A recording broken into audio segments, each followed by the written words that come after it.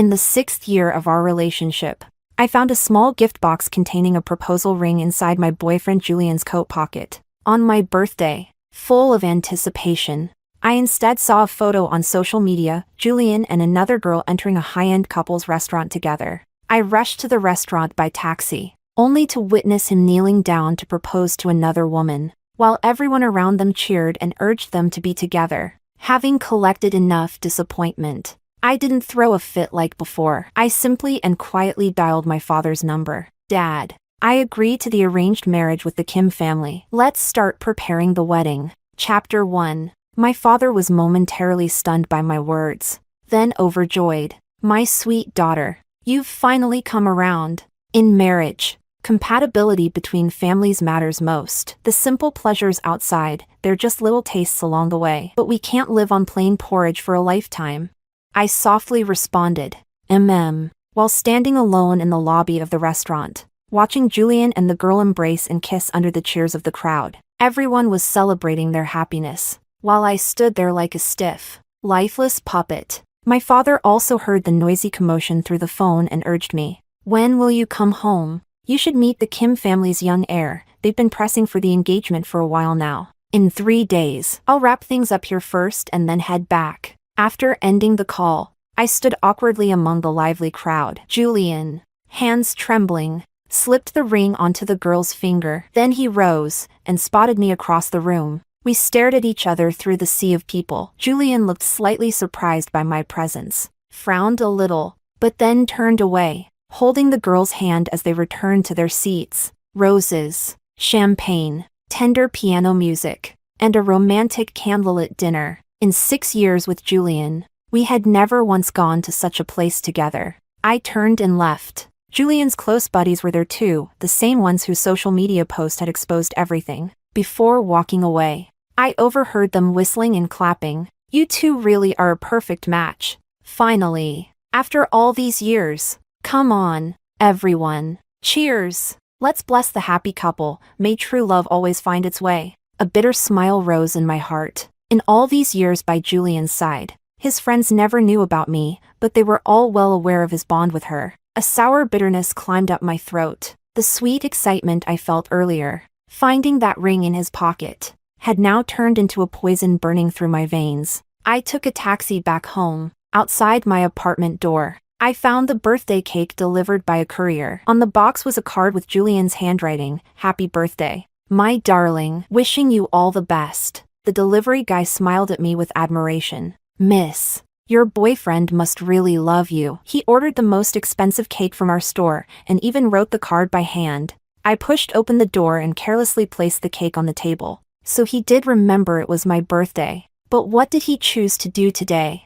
I collapsed onto the couch, tears welling up as I stared at the empty room. Every corner still bore traces of our life together. But my boyfriend had bought an engagement ring only to propose to another woman. Looking at the untouched cake, all I felt was disgust. I sat there, staring into space, until time slipped by unnoticed. Suddenly, the door swung open. Chapter 2. Julian returned in a hurry, holding a bouquet of flowers. He walked toward me without a hint of guilt on his face. "Helen, I brought you your favorite lisianthus." Lisianthus, symbolizing loyalty and a unique love, now felt like a cruel joke in his hands. I took the bouquet. Julian, thinking I had forgiven him, began explaining. Carolina was diagnosed with bone cancer. Her only wish is to get married. We grew up together. I couldn't let her down. So 3 days from now, I'm getting engaged to her. You've always been so understanding. I'm sure you'll get it, right? His tone didn't sound like he was explaining, it sounded like he was informing me. 3 days from now?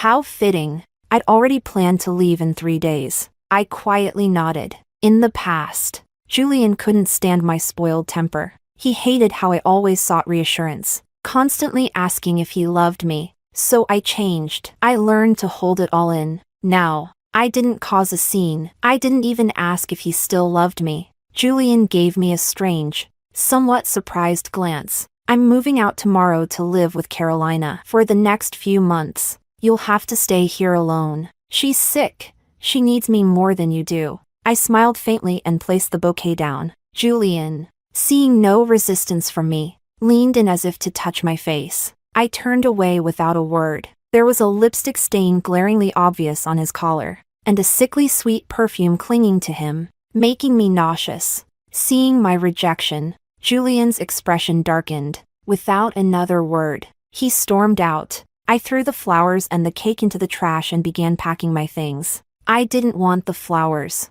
I didn't want Julian. And I no longer had any attachment to this home where I had lived for 6 years. Chapter 3. The next day, I returned to the office and sat at my desk, printing out my resignation letter. Julian and I met and fell in love during college. After he joined this tech company, I followed him here, turning down my parents' arrangements to start from scratch alongside him. After we got together, I had gently hinted at marriage more than once, but Julian was always busy with work. He kept saying he hadn't yet achieved enough, afraid my parents wouldn't agree to let their precious daughter marry a man without a solid career. Establish your career first, then build a family, that was what he always told me. To avoid adding to his burdens, I quietly worked on my parents' attitudes behind the scenes, never revealing my true family background to him, afraid it would give him more pressure. When I found the ring in his pocket, I had foolishly believed he had finally made up his mind to propose. But in the end,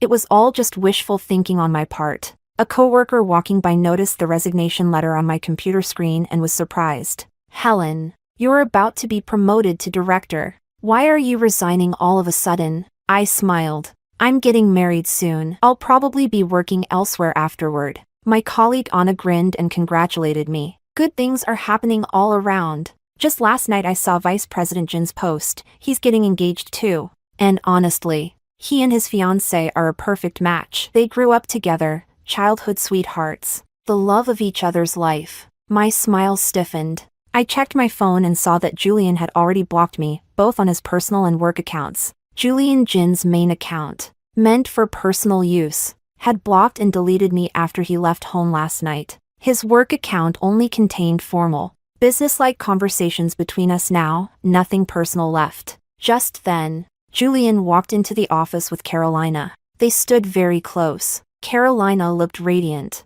glowing with health, not at all like someone fighting a serious illness. Julian then introduced her to the team. "This is our new director of technology. Everyone, please welcome her and work together harmoniously." Anna's expression froze for a moment, her gaze shifting between Carolina and me, but she still bent slightly and greeted.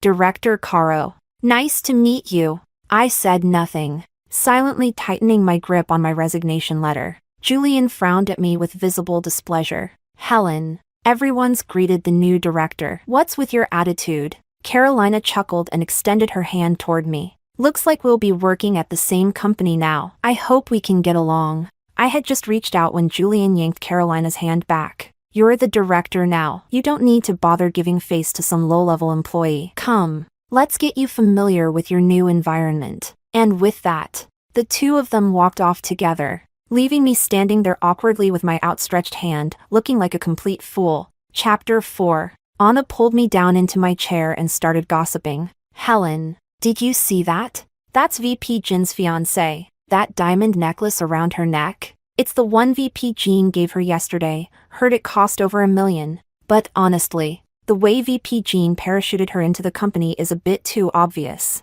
You've been here for 5 years, everyone knows how capable you are, and he just handed your promotion away like it was nothing." I nodded absent-mindedly. I had already planned to resign. Carolina's sudden promotion only made me realize more clearly how little I meant to Julian. Gathering my documents and resignation letter, I knocked on Julian's office door. "Come in," he said coldly. I entered and placed all the handover documents, along with my resignation letter, neatly on his desk. Julian skimmed through the files. His face grew darker and darker as he read. Finally, he looked up at me, his mouth curling into a mocking smirk. "Helen, I thought you had finally matured, that you wouldn't throw tantrums over every little thing. And yet, here we are again." With that, he flung the documents directly at me. I dodged and quietly bent down to pick up the scattered papers. Julian continued ranting. "So what if you lost your promotion? Carolina has the same professional background as me. I trust her capabilities, that's why she's the new director. What right do you have to be upset?"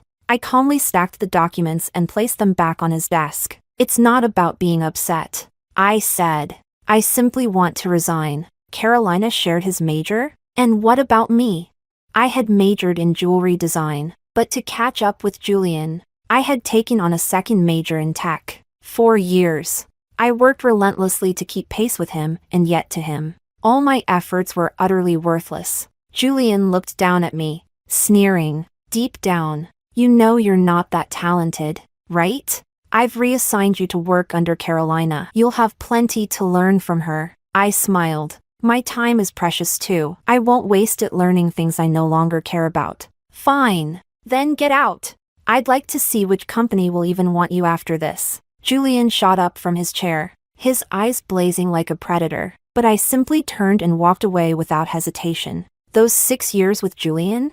I'll treat them as feeding a dog. From now on, I'll never orbit around him again, let alone around Carolina. Chapter 5. At noon, I returned to my desk to pack my things. The little asteroid figurine sitting on my desk was a gift from Julian the year he graduated. Back then, he had sworn that I was his entire world. I let out a self-mocking laugh, took one last look at it, and decided to pack it along with the rest of my belongings. Just as I was carrying my box to leave, Carolina suddenly rushed in, looking flustered. Sorry, everyone, she said, but I seem to have lost the necklace I was wearing today. Could I ask for your cooperation in conducting a routine check? The office immediately buzzed with whispers. I saw Director Caro's necklace this morning. That diamond was huge, sparkling like crazy. I think she's being polite. Honestly, someone probably saw how big and shiny that diamond was and got greedy. Oh my God. Are we saying there's a thief in our office?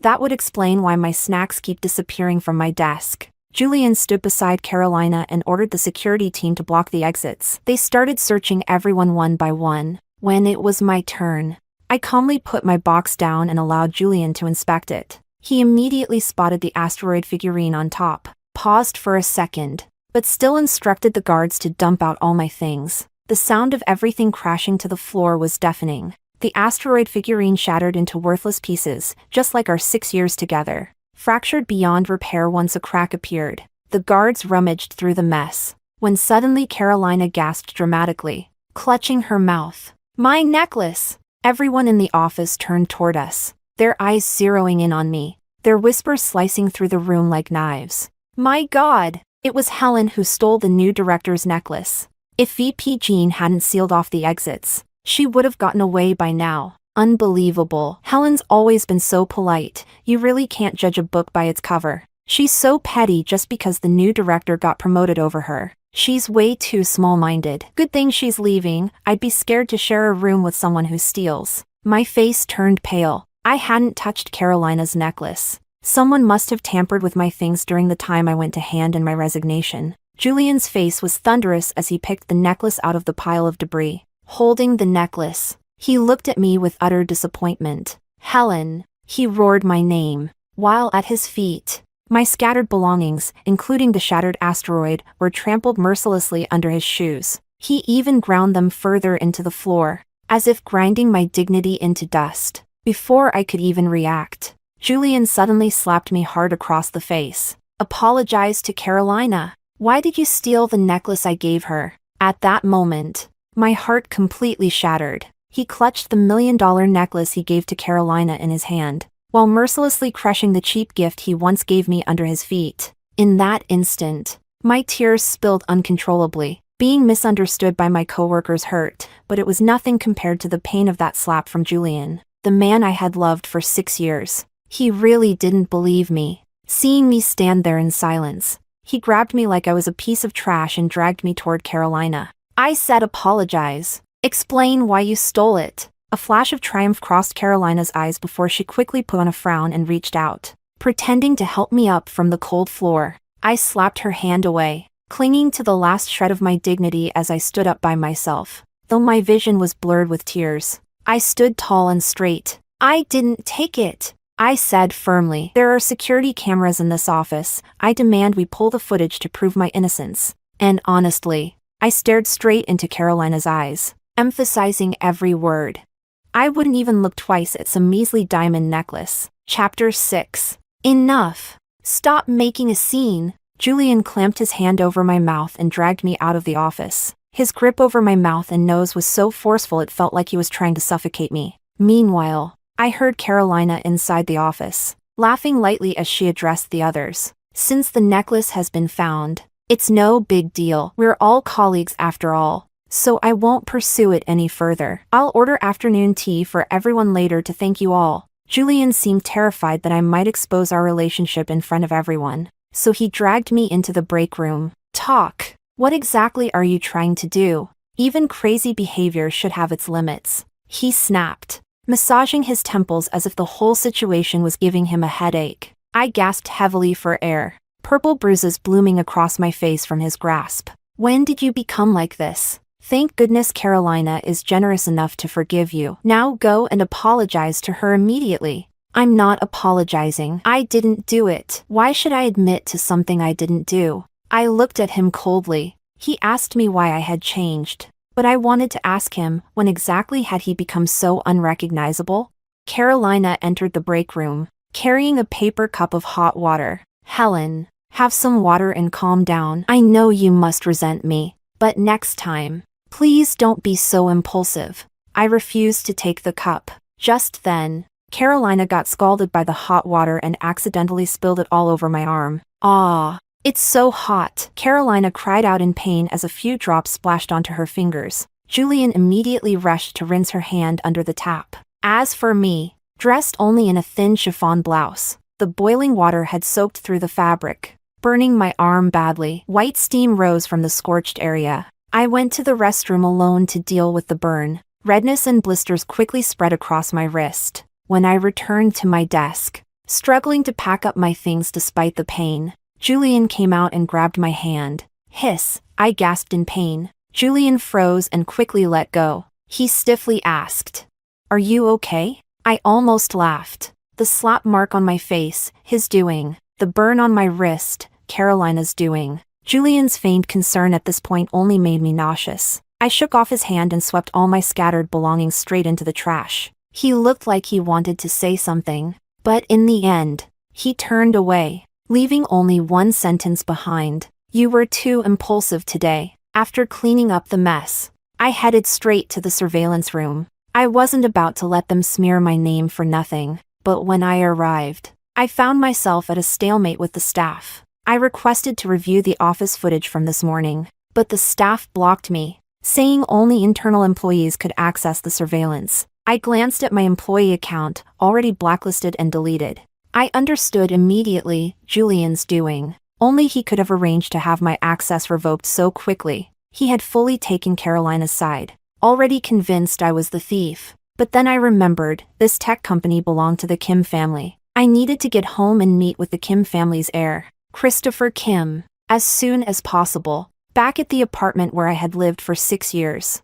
I packed away everything that belonged to me, and at the same time, cleared this failed relationship from my life like taking out the trash. That evening, a delivery man showed up again, this time bringing a bag from the pharmacy. Inside was burn ointment. I tossed it onto the table and took one last look around the now empty apartment before leaving. The next day, I booked a flight back to Beijing. I handed over my unfinished work and properly briefed the person taking over my position. On the third day, dragging my suitcase behind me, I entered the airport alone. Right before boarding, for the first time, I sent a breakup message to Julian through his work account, the one he had always kept strictly professional. Chapter 7. Of course, like all the other colleagues, I also offered my congratulations on Julian and Carolina's engagement, and then deleted all of Julian's contact information from my life. When the plane touched down, my parents were already at the airport waiting for me. My mom grabbed my hand, her face full of concern. My sweet, sweet girl, you went off so far away for college and work. Look at you. You've gotten so thin. My dad patted me on the shoulder and said warmly, "It's good you're home." Standing beside them was a man with a tall, broad-shouldered frame and a narrow waist. He was wearing a perfectly tailored three-piece suit, his features sharp yet gentle, a faint smile playing at the corners of his lips as he looked at me quietly. His gaze was intense, it made me blush uncontrollably. I already had a strong guess as to who he was. My parents quickly introduced us. smiling from ear to ear. Hell, this is Christopher. I reached out my hand to him. Christopher's large, warm hand lightly clasped my fingertips. My fiancé, Christopher said with a soft, crinkled smile. Welcome home. My face turned bright red instantly. My parents beamed even more and gently nudged me closer toward Christopher. He took the suitcase from my hand with ease, and with just a glance, he noticed the burn on my wrist. Your wrist, what happened? Christopher asked. I didn't want to recount the humiliating incident from the break room, so I simply said it was an accident. Christopher's eyes darkened slightly, but he just reached out and patted my head lightly. From now on, you'll be my wife. You'll have to get used to me taking care of you. I answered softly, overwhelmed by his gentle kindness. After escorting me home, Christopher's first act was to open the medicine kit. He carefully lanced the blister on my wrist, treated the wound, and applied soothing ointment. I wasn't used to stepping out of one relationship and immediately into another, but Christopher simply said that he was willing to wait, as long as the person I ultimately chose was him. After Christopher left, still unsure how to be honest with him, my parents quickly noticed my heavy heart. Chapter 8. Hell, Christopher really is sincere about you, my parents said. He's the one we carefully picked for you. How could he possibly be wrong? I nodded. Christopher's tender, attentive care during the whole journey was clear for me to see, but when I thought about Julian and Carolina celebrating their engagement, basking in everyone's blessings, while I was falsely accused of being a thief, the bitterness rose again in my heart. In the end, I decided to tell my parents everything about the relationship. Julian had chased after me during college, and before we even graduated, we chose to be together. I had heard vague rumors about his childhood sweetheart, but since I had never seen Carolina around him, I never took it seriously. There had been one incident that now haunted me. Julian's study had a crystal globe on his desk. One day, while cleaning, I accidentally bumped it. Julian had immediately jumped up, shoved me away, and barked, "From now on, don't go into my study again, and don't touch anything in there." His face was dark with anger, yet when he turned around and gently cradled the crystal globe, his eyes were filled with indescribable tenderness. When I looked up at him from the floor, I caught a glimpse of the engraving at the base of the globe, a gift from Carolina. Now, thinking back on our 6 years of a purely platonic relationship, Julian would often say he loved me, but the most he ever did was hold my hand or lightly hug me. He was stingy even with a kiss. I had once asked him why he didn't have the normal desires a man would have for a woman. He answered, "My family's values are very conservative. We're only in the dating stage. These things should wait until marriage. I'm doing this because I love you." At the time, I had been deeply moved, even more determined to be with him, so much so that I ran away from home and rejected the marriage my parents had arranged for me. Now that Carolina had returned, I finally understood everything. All those years, Julian had been preserving himself for Carolina. In his drunken ramblings late at night, I had once heard him murmur that I wasn't even worth a strand of Carolina's hair. I had dismissed it then as drunken nonsense. But now, I finally saw the truth. Those drunken words were the most honest thing Julian had ever said to me. Chapter 9. After I finished telling my parents everything, they were heartbroken for me. My dad scolded half-heartedly. "Good. You needed to taste heartbreak firsthand to realize just how much we've always protected you." But even as he spoke, I noticed the veins bulging on the back of his hand, and his face looked so stormy it seemed he might charge off to beat Julian to a pulp. My mom hugged me tightly, comforting me.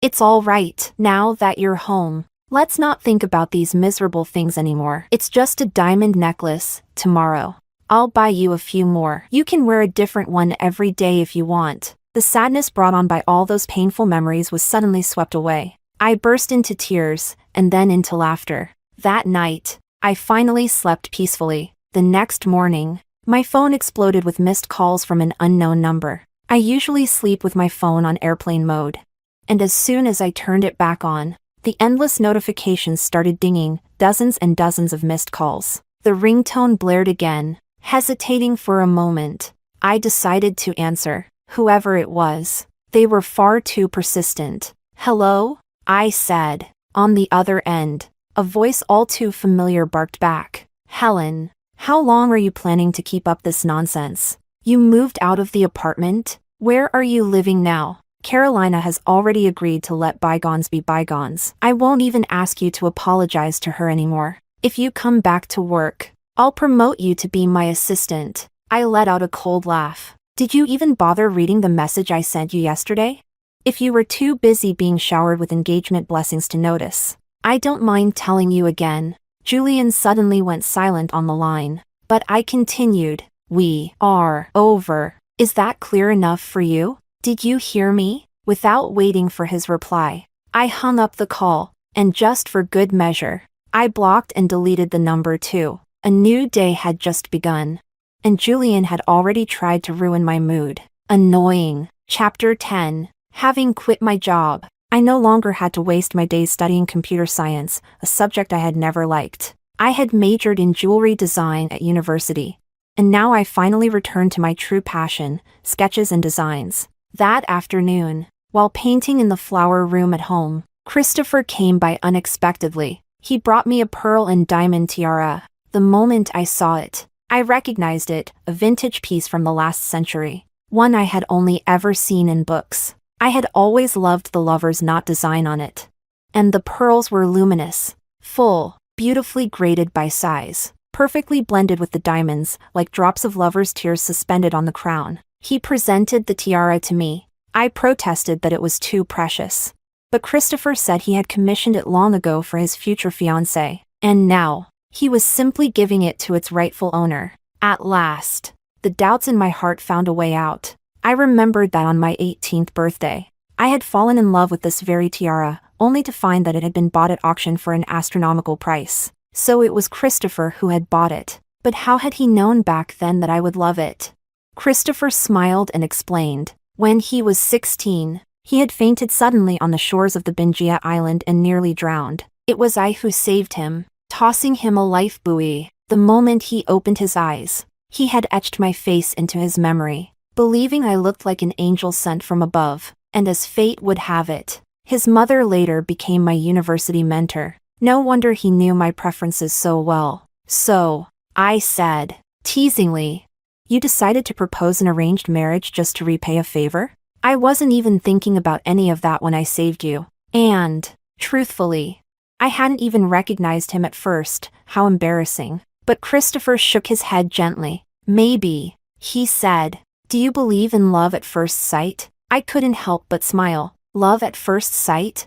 It sounded more like something out of a fairy tale. Christopher smiled too. I didn't believe in it either. But every time I see you, my heart tells me otherwise. His gaze was so tender, so deep, it threatened to drown me. My heart started pounding uncontrollably. Christopher said he had waited 10 years for me. When he found out I had a boyfriend, he had considered giving up. But when he learned that Julian had harbored a love for someone else all along, he realized Julian could never give me true happiness. That was when he decided to pursue me. Christopher pulled out a diamond ring and dropped to one knee. The ring slid perfectly onto my finger. I hope you'll give me a chance to love you openly, boldly. You may not believe me now, he said.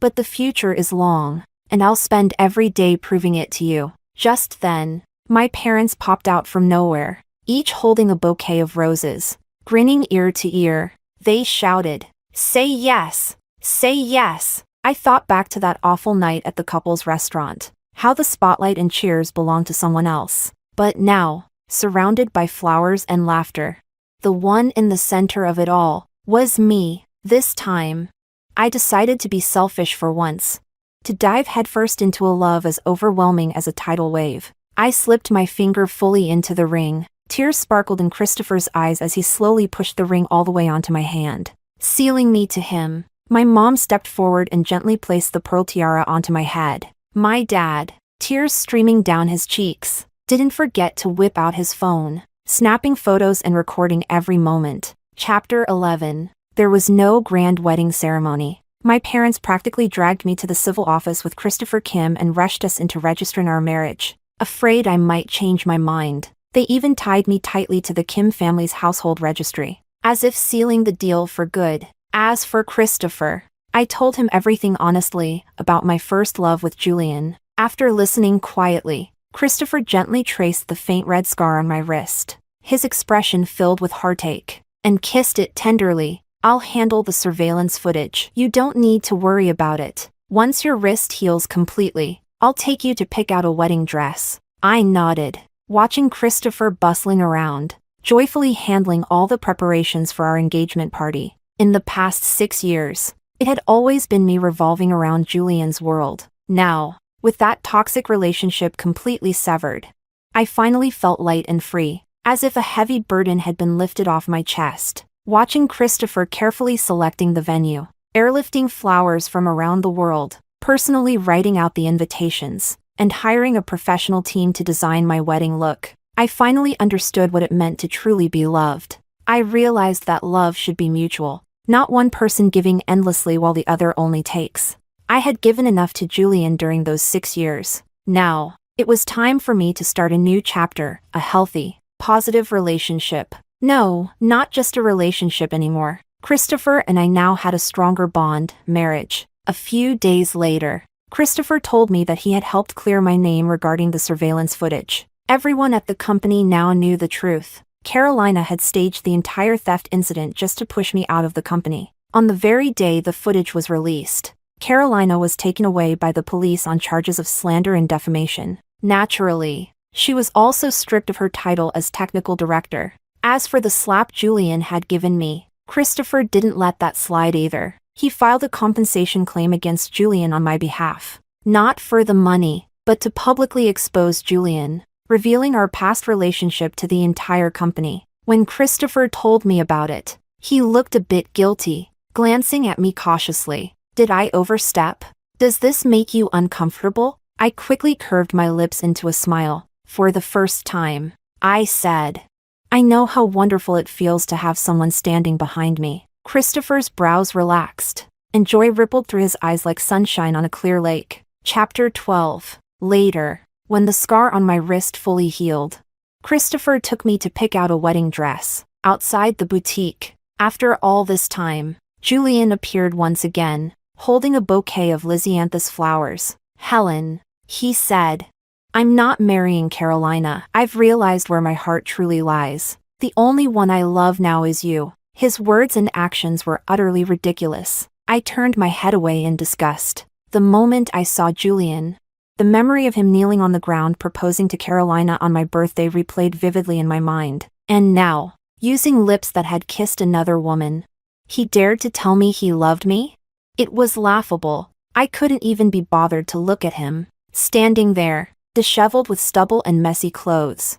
He couldn't even compare to a single strand of Christopher's hair. I held Christopher's arm and walked around Julian, ignoring him completely, but Julian ran after me and grabbed my wrist. He shoved a pile of medical records in front of me. Carolina never had bone cancer.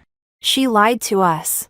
If I had known she was never sick, I would never have chosen to get engaged to her. "Helen, please, just look at it. Please. I swear I'm telling the truth." Julian's bloodshot eyes brimmed with tears, his voice cracked with desperation. Seeing this, Christopher immediately pulled Julian's hand off my wrist. "Julian," Christopher said sharply, "I hope you'll show some respect. Keep your inappropriate thoughts away from my wife." Without hesitation, I slapped the worthless stack of papers out of Julian's hand. Whether Carolina was sick or not had nothing to do with me anymore. The things Julian had done could never be erased by a few fake medical records. There was no going back. Julian's delusions were pathetic. The papers scattered across the ground. Seeing Christopher's slightly jealous expression, I leaned even closer to him, crossing right over the fallen pages without sparing Julian a single glance. When Julian had once thrown resignation papers and documents in my face,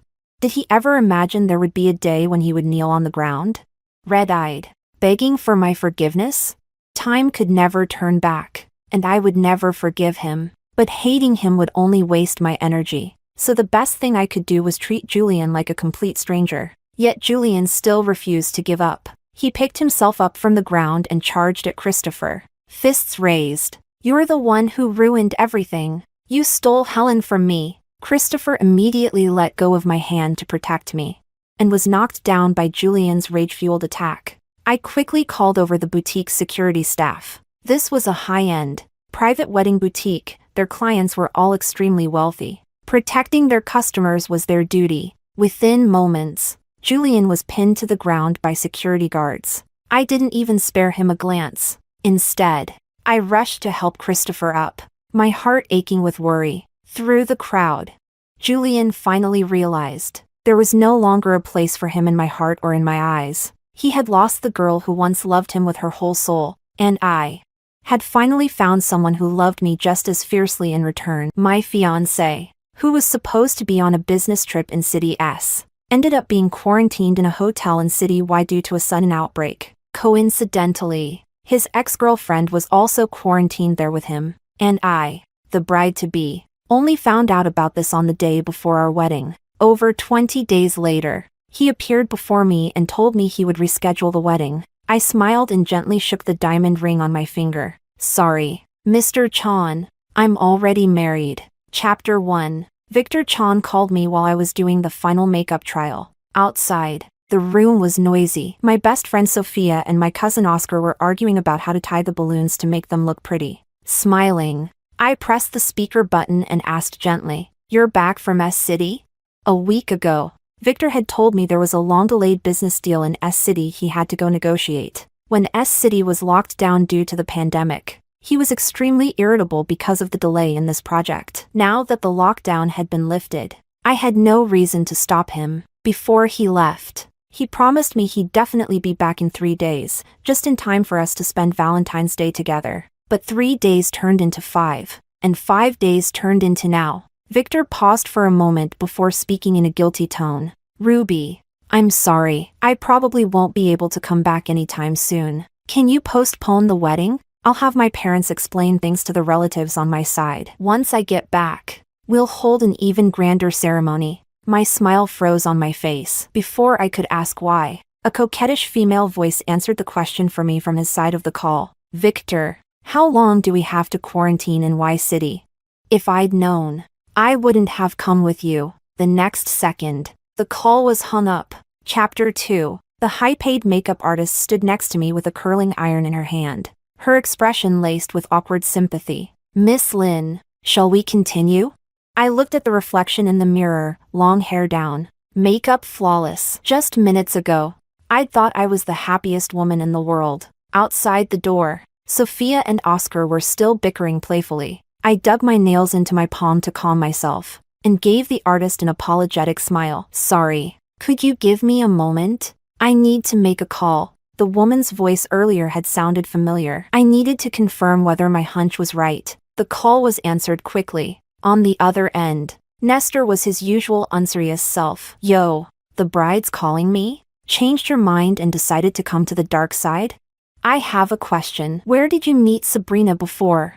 "S City." "Why are you asking about her all of a sudden? Don't tell me Victor ran off with her." I hunched forward slightly, feeling as though someone had punched me hard in the chest. It hurt. So his irritability back then wasn't because the project couldn't proceed, it was because he was worried about his ex-girlfriend. My eyes stung and swelled, but I couldn't cry. "Nestor." I called his name with a hoarse voice. "You once said if Victor didn't want me, you'd consider taking me. Does that offer still stand?" The words had barely left my lips when I heard the sound of shattering glass. Nestor swore lowly. "Shit. He really ran off with Sabrina?" "No, I'm the one who doesn't want him. So will you marry me?" A notification popped up on my phone from Victor. Sent just minutes ago. It was short. "Be good and wait for me. I'll explain everything when I get back." So close to the wedding. He was spending Valentine's Day with his ex in Y City and still wanted me to wait for him. Without a doubt, even if we rescheduled, the story of the granddaughter of Commissioner Lin getting left at the altar would be the talk of the town. I couldn't afford that disgrace. My family couldn't afford that disgrace. I knew it was unfair to him. So I softened my tone. "Help me this once. After we're married, I won't restrict you. We can sign a prenuptial agreement. If you ever want a divorce, I won't ask for a single cent of what's yours. You've always liked that song Dynasty Rue Kiln Celadon Plate, right? I'll give it to you." Nestor paused, uncharacteristically serious. "Are you sure? No regrets?" "No regrets." "All right. Wait for me. I'll marry you tomorrow." Chapter 3. After hanging up, I texted Victor back. Tell your relatives, I'll handle things on my side. Then I opened the family group chat. Victor and his ex-girlfriend are quarantined in Y City. No idea when he'll be back. Let the hotel know to change the groom's name to Nestor. The wedding will go on as planned tomorrow. Those two messages landed like bombs, instantly blowing up the group chat. Oscar burst through the door, breathless. Sis, what's going on? That bastard Victor cheated and ditched you too? He dares treat you like this? I'll call and curse him out right now. I motioned for the makeup artist to continue and gently soothed him. No need. It's the Chan family that will lose face if I remarry before the wedding. Let people know to keep this quiet. Don't let Victor find out until the wedding. Oscar looked confused. But why? Sis? Because I want to humiliate him publicly. Chapter 4. Victor, Nestor, and I grew up together in the same military compound. But those two have never gotten along since childhood. Victor was the classic model child, great grades, organized, calm, and composed. Nestor, on the other hand, as Grandpa Sue would say, was a wild monkey that hadn't been tamed. Not only did he cause trouble himself, he always dragged me into it. According to him, since his grandpa couldn't bear to punish me, his own punishment would be lighter if I was involved. But he forgot that even if his grandpa couldn't bear to scold me, mine could. Growing up, I was punished plenty because of him, but in the process, we developed a strong bond, a sort of revolutionary friendship. My crush on Victor was an open secret. Just how open? Even our parents used to tease us about it. Before he met Sabrina, Victor had always tacitly accepted it. Whether I was clinging to him or others joked that I was his little wifey, he never objected. Nestor often grabbed my face and shook it from side to side. Let me hear just how much water has soaked your brain to make you fall for a pretentious coquette like Victor. Not only is your brain waterlogged, your eyesight is also shot. I'm way better looking than him.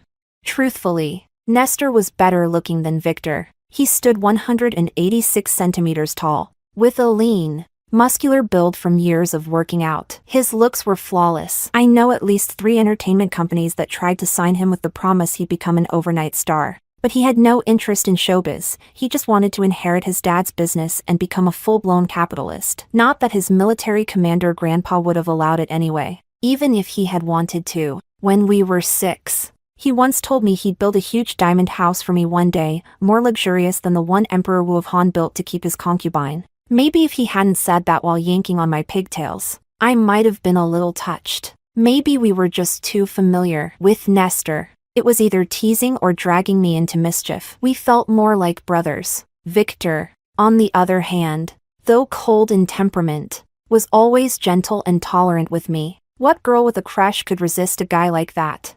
Chapter 5. I had always thought that Victor liked me too, until Sabrina appeared. The first time I met Sabrina was at my 18th birthday party. Even though our old man had always been known for his integrity, the house was still filled with prominent figures from both business and politics on such a special day. I had just changed into my gown and was coming down the stairs when I saw Victor walking in, holding hands with an exceptionally beautiful girl. Amid the murmurs and the grim expressions of the Chan family parents, he calmly walked up to me with her and handed me a gift. Happy birthday, Ruby. Oh right. Let me introduce you, this is my girlfriend, Sabrina. Then he turned his head and looked at her with a tenderness I had never seen before. This is the birthday girl I told you about, my sister Ruby. At that moment, my mind went completely blank. I stood there, dumbfounded, holding the gift. Luckily, Nestor pulled me away just in time. He took me up to the rooftop terrace. I curled up in a corner and cried my heart out.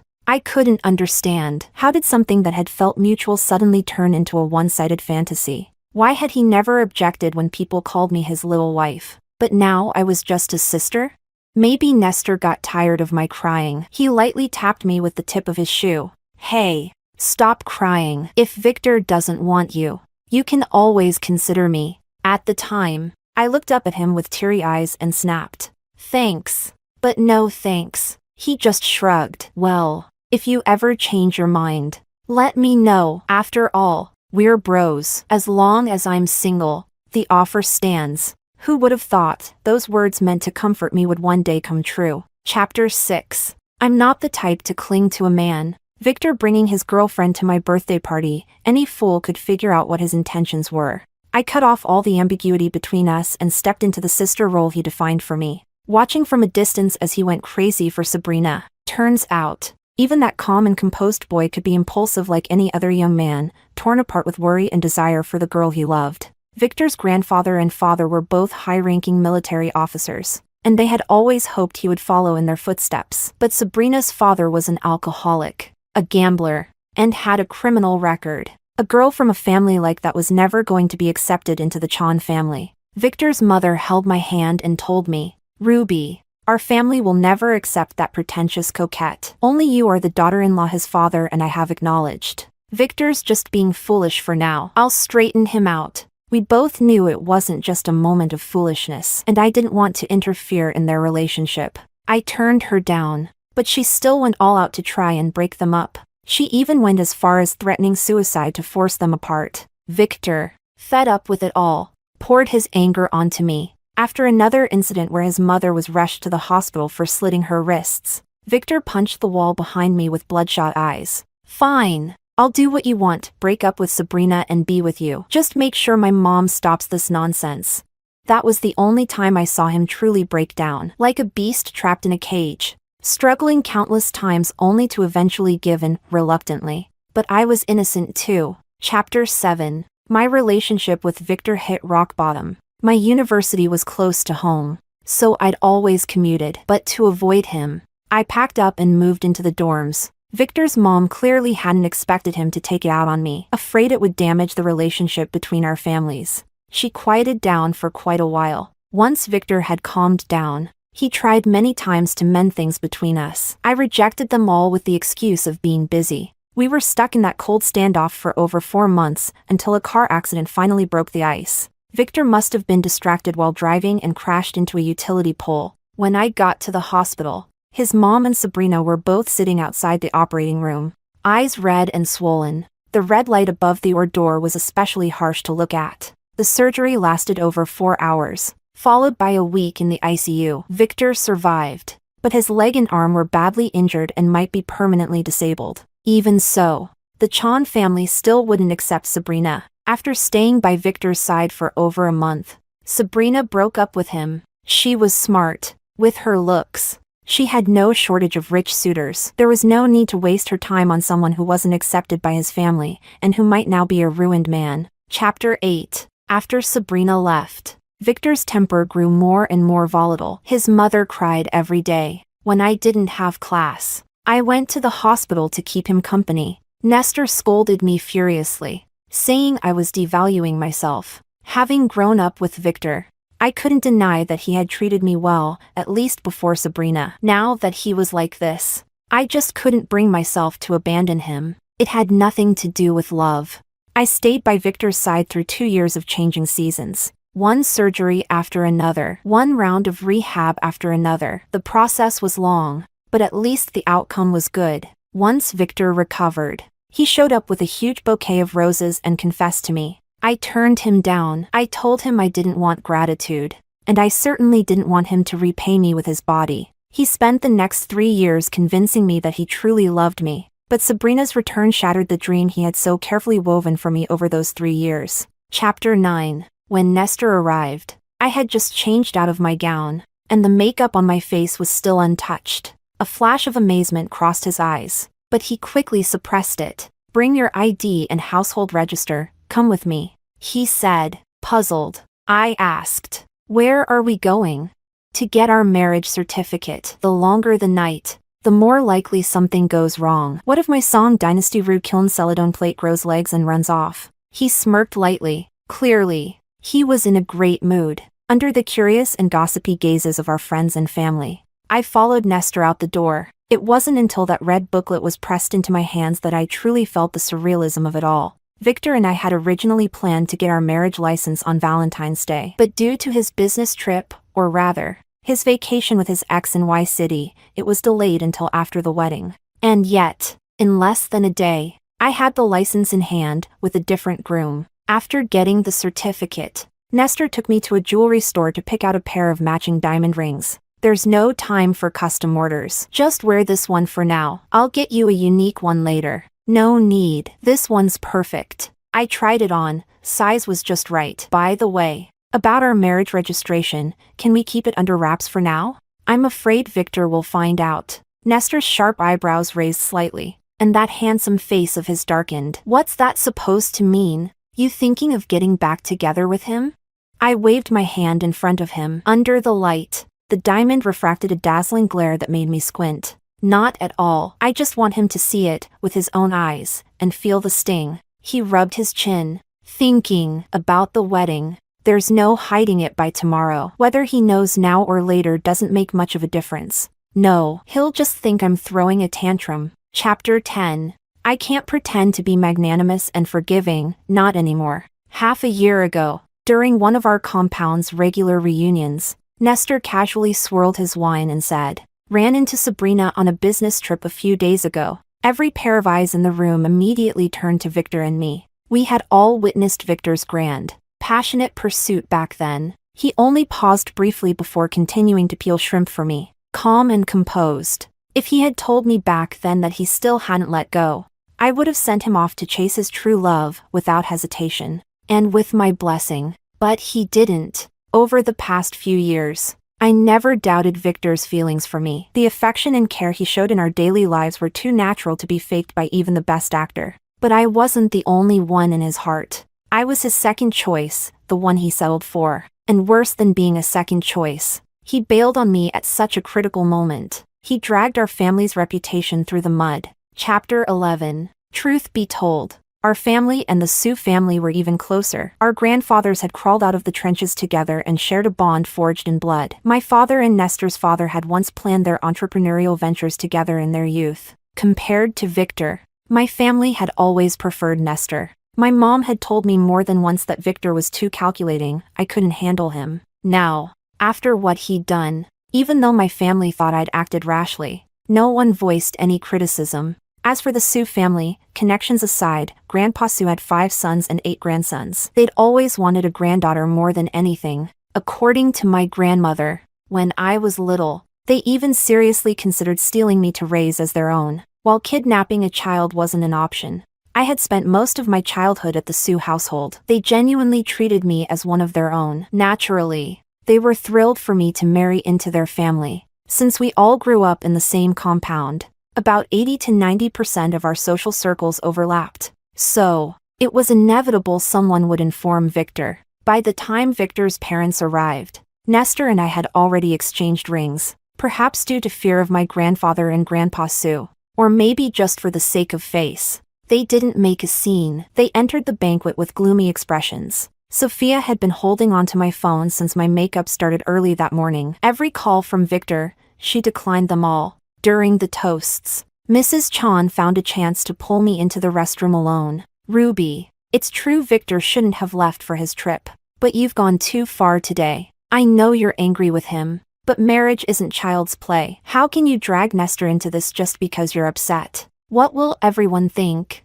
While the guests are still here, go out and explain. Once Victor comes back, I'll help you teach him a lesson and make him apologize." "Auntie," I interrupted politely. Victor wasn't on a business trip. He went to Y City to spend Valentine's Day with Sabrina and got quarantined. Mrs. Chan froze, her well-maintained face full of disbelief. I smiled and turned back to the banquet hall. As I passed the men's restroom, I happened to hear Nestor on the phone. "Oh, your wife? Then show up at the wedding and I'll admit she's yours." His voice lifted playfully at the end, arrogant and smug. Chapter 12. By the time everything wrapped up, it was past 10 p.m. I took back my phone and scrolled through the missed calls Victor had called who knows how many times. The list was nothing but his name. Just as I was about to check his texts, he called again. I hung up and blocked him without hesitation. A few minutes later, Nestor's phone started ringing. I glanced at it. Sure enough,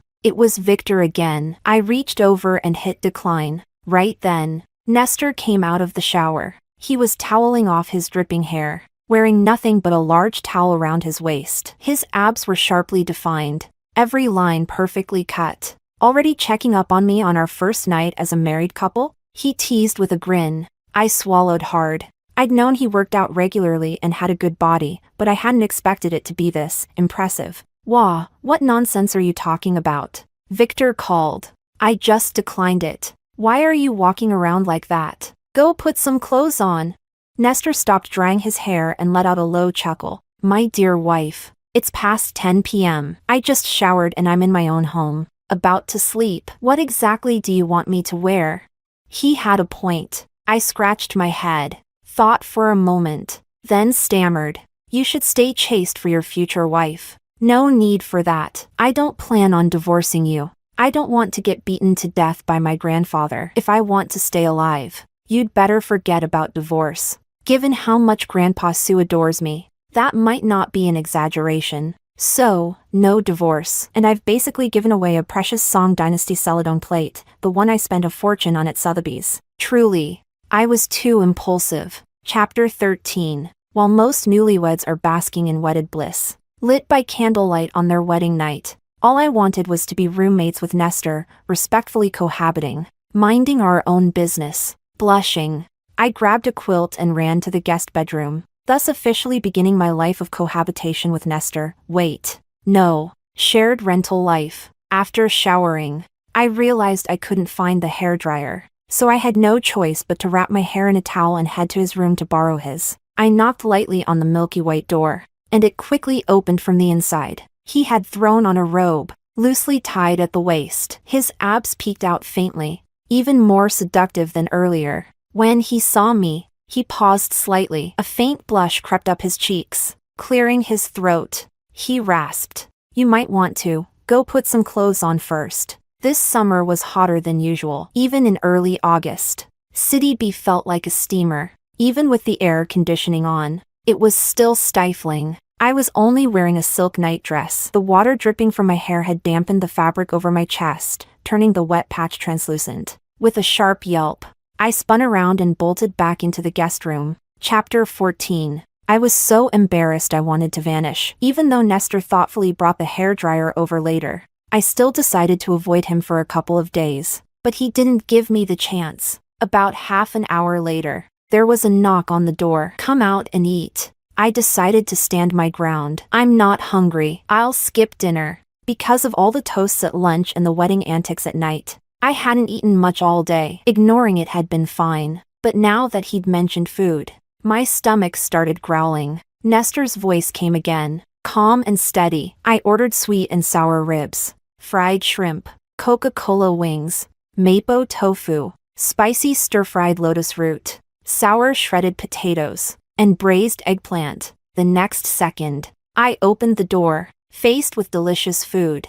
All shame, pride, and integrity were instantly forgotten. The restaurant he ordered from was amazing. I ended up eating 2 full bowls of rice, stuffing my belly round. After the meal, he got up to clear the table. I wanted to move around a bit and offered, "Let me handle it." He didn't stand on ceremony. As he took the leftovers to the kitchen, he smiled at me. "Then you can do the dishes." I rubbed my overstuffed belly, said okay, and followed him to the kitchen. As soon as I turned on the faucet, a wall of muscle pressed up behind me. Nestor reached around to tie an apron around my waist. As he straightened up, he murmured in my ear, almost lazily, "Tisk, your waist's pretty slender." My face flushed hot, and I jabbed my elbow into his stomach. The dog. He actually dared flirt with me. Chapter 15. The next morning, when I stepped out of my room, Nestor was just setting 2 bowls of porridge on the table. Seeing me, he smiled and called out, "Was just about to come get you." He wore a sky blue halter apron, and his slightly messy bangs fell over his forehead, giving him a youthful charm. Bathed in the morning sun, he looked almost unreal. Even though I'd long grown used to that face of his smile still made me dazed for a moment. Before I realized it, he was gently steering me toward the dining chair. His voice carried a hint of amusement. "What are you staring at? Come eat. We'll go shopping afterward." The apartment was a wedding gift from the Sue family to Nestor. We'd just moved in, so there was still a lot to buy. There was a large supermarket nearby. Pushing a cart together, discussing what to get, it felt almost like we were an ordinary couple. Unfortunately, we were husband and wife in name only, not lovers. Nestor was wonderful. Falling for him wouldn't be difficult. But the problem was, we knew each other too well, too familiar to feel that spark. And then there was still Victor. I glanced at Nestor, who was choosing towels, and sighed softly. Forget it. One step at a time. He'll find someone he truly likes one day. When that time comes, I'll do everything I can to help him walk away cleanly from this marriage. After all, I was the one who pulled him into this mess. Chapter 16. Life went on peacefully. Due to the pandemic, we canceled our honeymoon. During the day, we went to work separately. At night, I curled up on the couch watching dramas while he sat next to me with his laptop, working. Sometimes, he'd tease me with a few cheeky remarks. Everything felt the same as before, yet subtly different. Victor returned to City B over 10 days later. He had to quarantine again. Sabrina was with him. Hearing that news, I did feel a pang, but that was all, a pang. It no longer hurt like it used to. After I blocked him, he even used Sabrina's phone to call me, saying he could explain, asking me to wait for him. I didn't think any explanation mattered anymore, but I still told him, we'll talk when you're back. Maybe I sounded too calm, and he thought I had cooled off. He wasn't wrong. I had cooled off, so much so, my heart had gone cold too. Chapter 17. I saw Victor again over 10 days later. I must have left the house on a cursed day. While crossing an intersection, the car ahead of me suddenly slammed the brakes. I braked too, but still rear-ended them. It should have been a simple insurance matter, but the other driver, seeing I was a young woman in a luxury car, seized the chance to try and extort money. Young as you are, driving such a fancy car, your background probably can't stand the light of day, right? Make a scene. It won't end well for you. Give me 10,000 yuan and I'll let it go. I rolled my eyes skyward, unwilling to argue. I called the police and Nestor. Just after I hung up, I looked up and saw Victor. In just a month, he looked noticeably thinner and more haggard. His clothes hung a little loose on his frame. He walked up and asked, "Rear-ended?" I pressed my lips together and gave a cold mem. "Take my car and go. I'll handle this." He handed me his keys, but I didn't reach out. No need. Nestor will be here soon. His hand holding the keys froze in midair, his face darkening with a hint of pleading. I know I messed up. I didn't expect Y City to go into lockdown. I'll reschedule the wedding. Please, don't be mad anymore, okay? I curved my lips into a smile and lifted my right hand in front of him. The diamond ring on my ring finger gleamed under the light. Sorry, Mr. Chan, I'm already married. Chapter 18. Victor's usually gentle face turned several shades darker. Ruby, can you stop this nonsense? If you and Nestor staged this whole thing just to get back at me, then congratulations, you've succeeded. Can we end it here?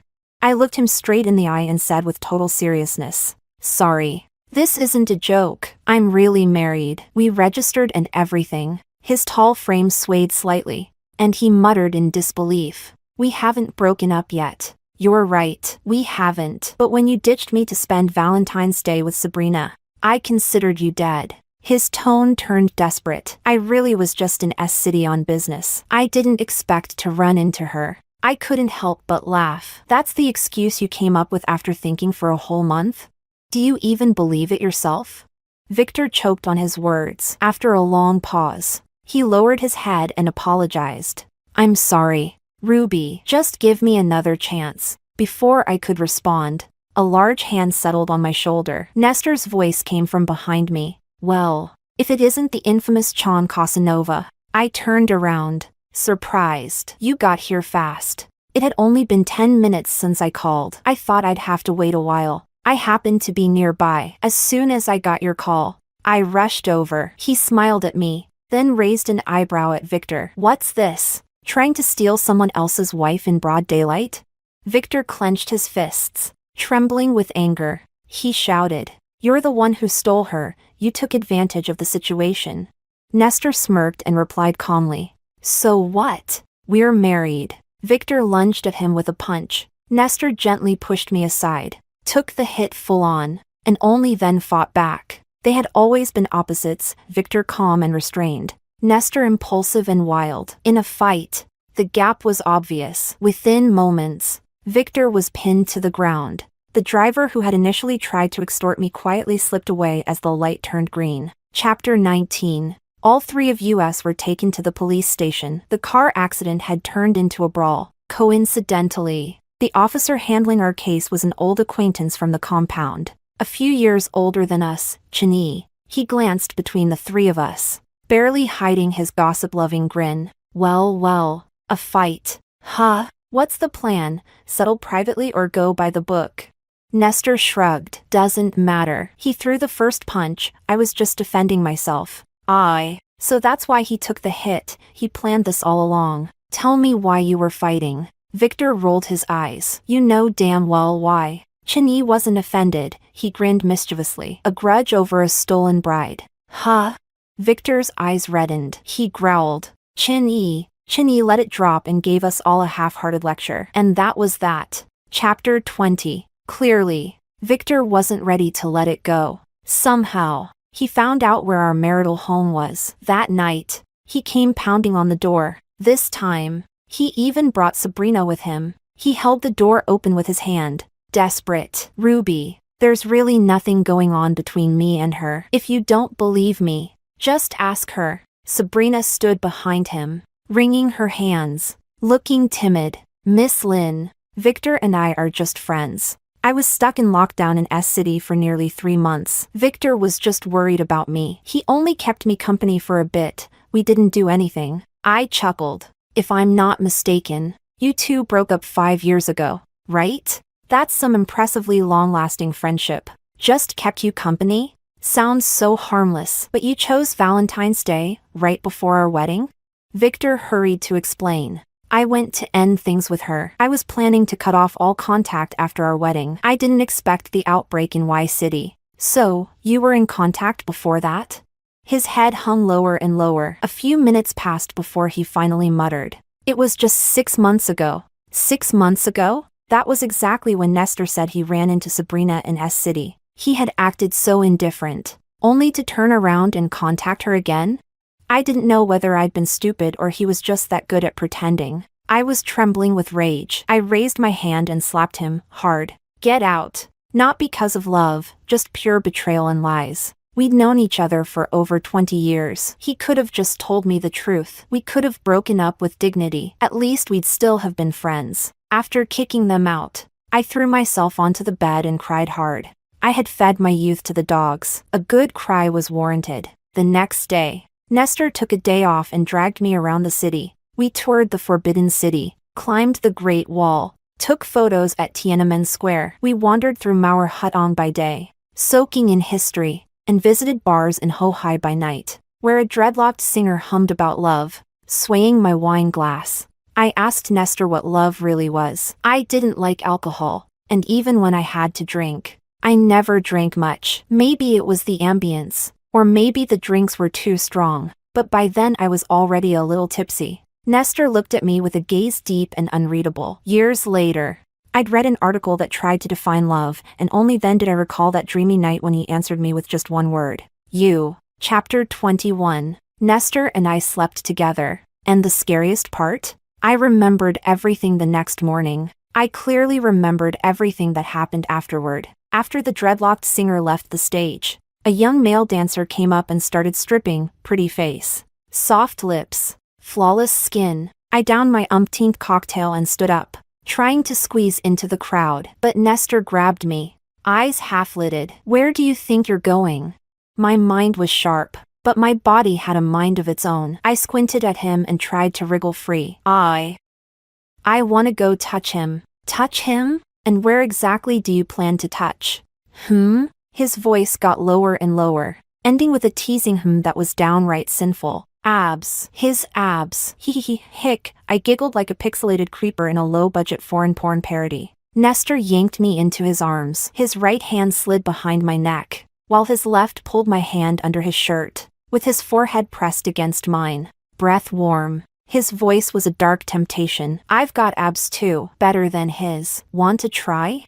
Barely clinging to the last thread of sanity, I suggested, maybe we should go home first. We didn't. It was too far, and the night too dry, and the kindling too hot. We checked into a love-themed hotel room and spent the night thoroughly exploring the mysteries of life. The central air in the room was a little too warm. I woke up the next morning from the heat. Nestor was wrapped around me like a koala. I pushed him. His long lashes fluttered open. He stared at me for a few seconds before realizing where he was. Then he buried his head in the crook of my neck and mumbled with that irresistible, husky morning voice, "Don't move, just a bit more sleep."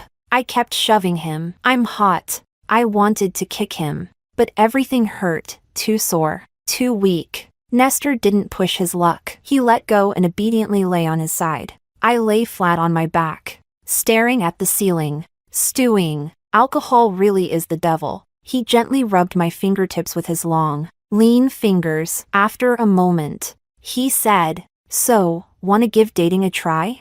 Chapter 22. I didn't know how to respond. Logically, we were already married, so it shouldn't have felt this complicated. But after spending years entangled with Victor and watching it all fall apart, I was exhausted by the very idea of love. I kept staring up at the ceiling and whispered, "Can you give me some time?"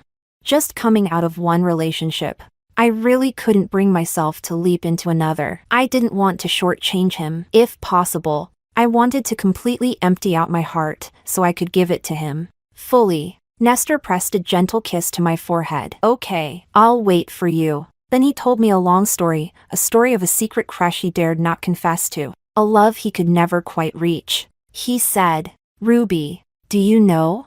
I was always terrified that if you ever found out I liked you, we wouldn't even be able to stay friends. I'd once read that when a boy bullies a girl all the time, it's because he likes her." Turned out that was true. Nestor's years-late confession made me panic. A week later, I moved out of the apartment and straight into the office. I didn't dare go home. I was afraid my parents would start asking questions. When I left, Nestor wasn't home yet. He'd been working late, preparing for a project bid, and often didn't get back until well past midnight. I figured he was giving me space, too. He always seemed carefree, but in truth, he handled everything with quiet precision. Chapter 23. The company had a private rest area with good internet, water, and electricity. I texted Sophia to let her know I'd moved out. Not long after, Nestor called. His voice was a little hoarse. "You moved out? Why? Did I do something wrong?"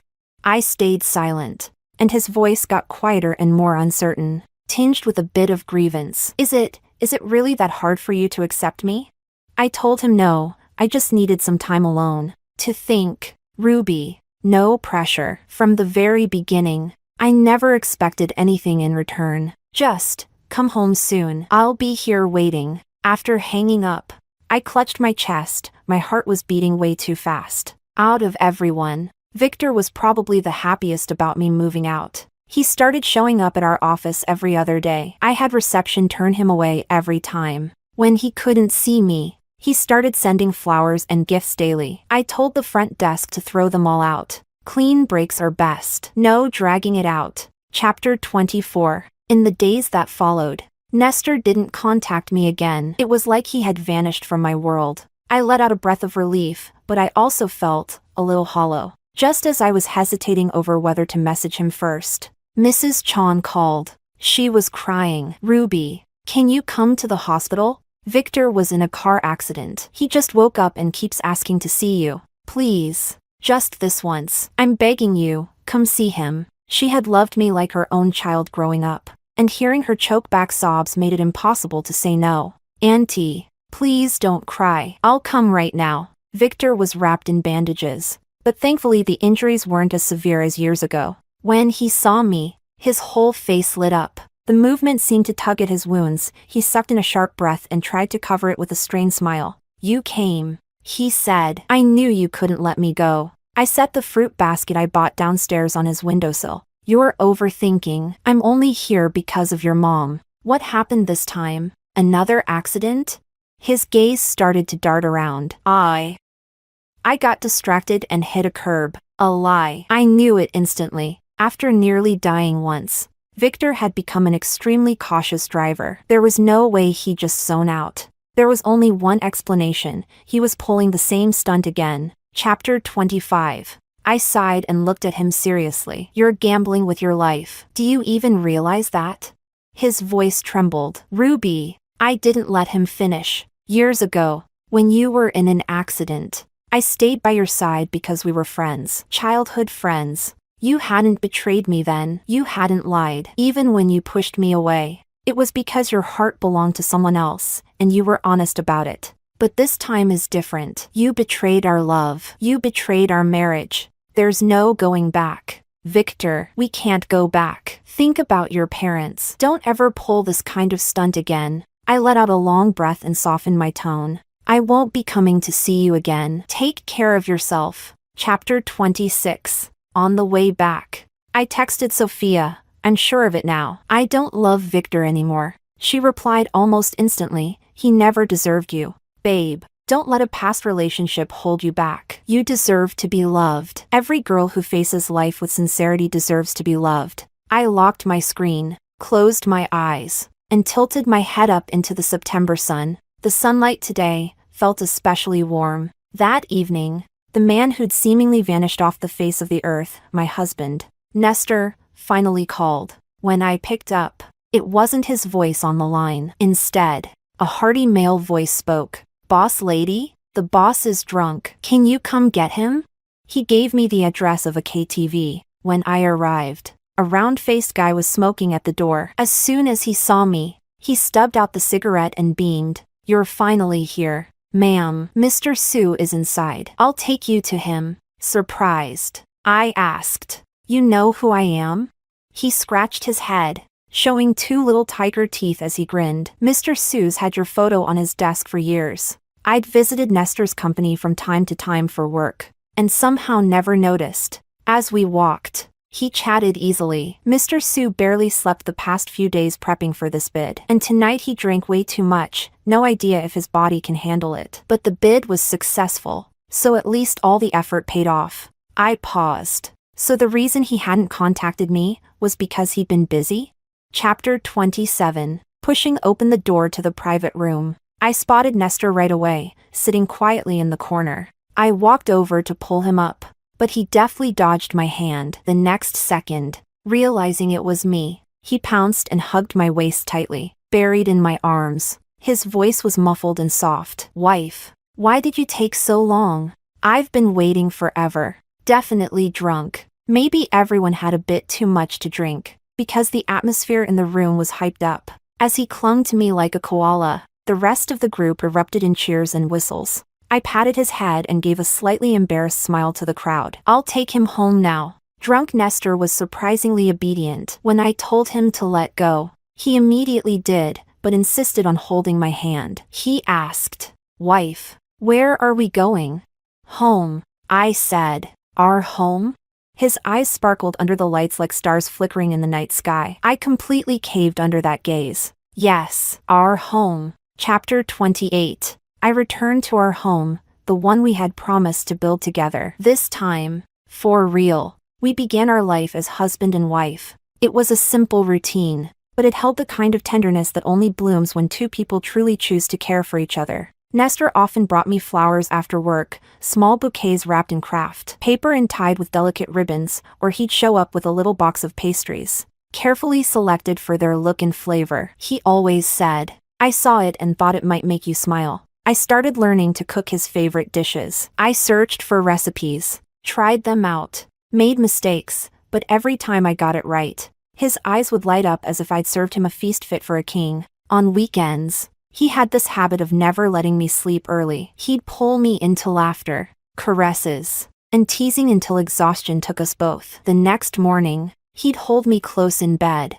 and we'd sleep in until the sunlight gently warmed our skin. That's when I realized the love I had dreamed of didn't have to be tempestuous or burn with wild passion. This was enough. A warm coffee, a shared smile. I brought your umbrella in the middle of the rain. Chan's mother called a few more times, still hoping I'd go see Victor. But each time, I answered her firmly. I couldn't allow even the slightest trace of false hope. He had to understand that whatever we had, it was over. A few months later, life surprised us with a gift. I was pregnant. Nestor froze for a second when I told him, and then he hugged me so tightly I thought he'd never let go. He laughed and cried all at once, like a child, like someone who had just received the most unexpected miracle. "You're really that happy?" I asked, laughing, pretending to scold him. "Of course I am," he said, eyes shining. "You're giving me a child. You." I curled up against his chest, feeling his heartbeat blend with mine, and I thought silently, life is long, but if it's with you, then yes, I want to live every minute of it. Chapter 29. Around New Year's, I got a call from an unknown number. Since it was a City B number, I answered without thinking much of it. To my surprise, the voice on the other end was one I hadn't heard in a long time. "Ruby? I heard you're pregnant." "Victor," I replied with a flat yeah, completely emotionless. "Do you need anything? If not, I'm hanging up." "No. Wait. Ruby, please, don't hang." I didn't let him finish. I hung up immediately, without hesitation and without a second thought. I blocked his number. After that, I set my phone down face down and stood up. I wasn't going to let a shadow from the past creep into my present. I walked into the study, where Nestor was reviewing some papers, deeply focused. "Nestor," I said with a playful smile, "your son wants hot pot." Without even looking up, he corrected me with absolute certainty. "Don't be ridiculous. It's a girl," he said, gently caressing my increasingly round belly. Then he stood up and wrapped me in his arms, handling me with the utmost care, as if I were made of porcelain. "Come on, love. Go get changed. Tonight, we're having hot pot in honor of our little princess." Extra. Chapter 1. My name is Victor. Maybe you could call me a scumbag. There's a girl next door, Ruby, 2 years younger than me, who's always clinging to me. I never understood why she was so attached to me, especially since she actually got along better with that guy Nestor. And honestly, I didn't really like her hanging out with Nestor, but I never told anyone. If I had, people might have thought I was petty. The adults were always joking about us, saying she was like my little wife. If I hadn't met Sabrina, I probably wouldn't have minded marrying her. But the fact is, I did meet her. Sabrina was my classmate in university. Unlike Ruby's sweet and adorable looks, Sabrina was stunning, jaw-droppingly beautiful. There's that saying, cuteness means nothing in front of sex appeal. I couldn't agree more. If Ruby was an angel, then Sabrina was a temptress. I mean it, she had me completely wrapped around her finger. After she pleaded with me several times in her soft, coaxing voice, I took her to Ruby's coming-of-age ceremony. That little girl who always looked at me with twinkling eyes and a smile froze the moment she saw us. My heart ached a little, just a little. Ruby stood there stunned, and Nestor came and took her away. Meanwhile, my parents dragged me out to the garden and scolded me like crazy. I think I might have ruined one of the most important days in Ruby's life. Chapter 2. I knew my parents wouldn't approve of me dating Sabrina, but I didn't expect them to oppose it that strongly. When persuasion failed, my mom even resorted to threatening suicide to make us break up. She tried everything: pills, hanging, constant drama. After the third or fourth time, I got fed up. The last straw came when she was rushed to the hospital again after slashing her wrists. I completely lost it and took all my anger out on Ruby, who had been waiting there worried sick. She looked at me with tearful, disbelieving eyes, then turned and walked out of the hospital without saying a word. That was the only time I ever lost my temper with her. Honestly, I regretted it right after, but I just couldn't swallow my pride and apologize. Ruby was really angry. She even moved into the school dorms. Then I got a beating from my grandpa, with a stick. All these years, Ruby had been like a little shadow trailing behind me, quiet, obedient, and sensible. But after that, she completely cut me off. It was obvious, she was truly pissed. I guess I deserved it. What I said to her was too cruel. I bought gifts and went to her school to see her,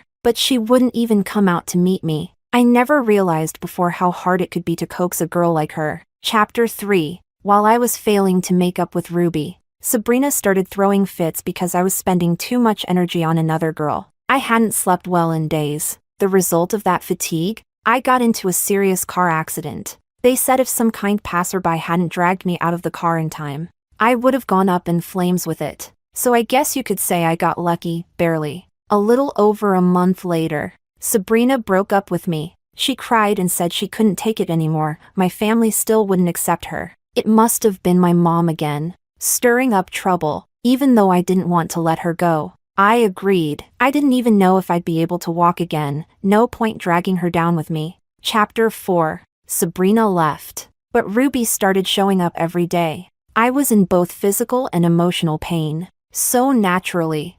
I was irritable, but she didn't seem to mind at all. She came anyway, every single day. Because the injuries were severe, I needed multiple surgeries. Every time I woke up from one, she was there. Rehabilitation was the worst part. I thought of giving up so many times, but she always encouraged me with that gentle voice. Seeing all that, how could I not be moved?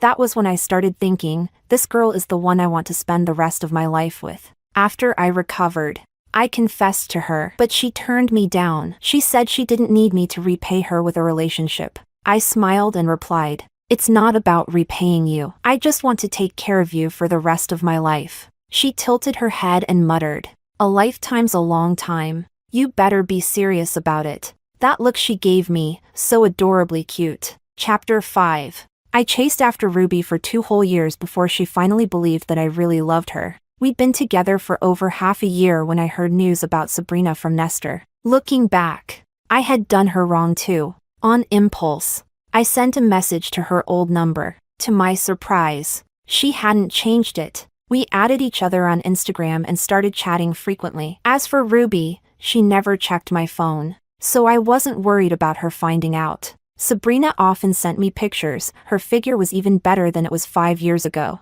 and her words were much more suggestive now. After several months of chatting, an outbreak hit S-City, and the whole city went into lockdown. To be honest, I was worried about Sabrina. When the lockdown ended, she messaged me asking me to come see her. I hesitated. Ruby and I were about to get married. We had already decided to register on Valentine's Day. I was afraid I wouldn't make it back in time, but Sabrina knew exactly how to push my buttons. Seeing me hesitate, she immediately sent a seductive photo. What can I say? Men are visual creatures. Ruby was too conservative. I had always kept up the gentle, considerate image in front of her. Even after all this time, the most we'd ever done was kiss, just soft kisses at that. I did the math and figured I could make it back before Valentine's Day. I told Ruby I was going on a business trip to S-City. As expected, she didn't suspect a thing. Chapter 6. After 2 days of indulgence and debauchery,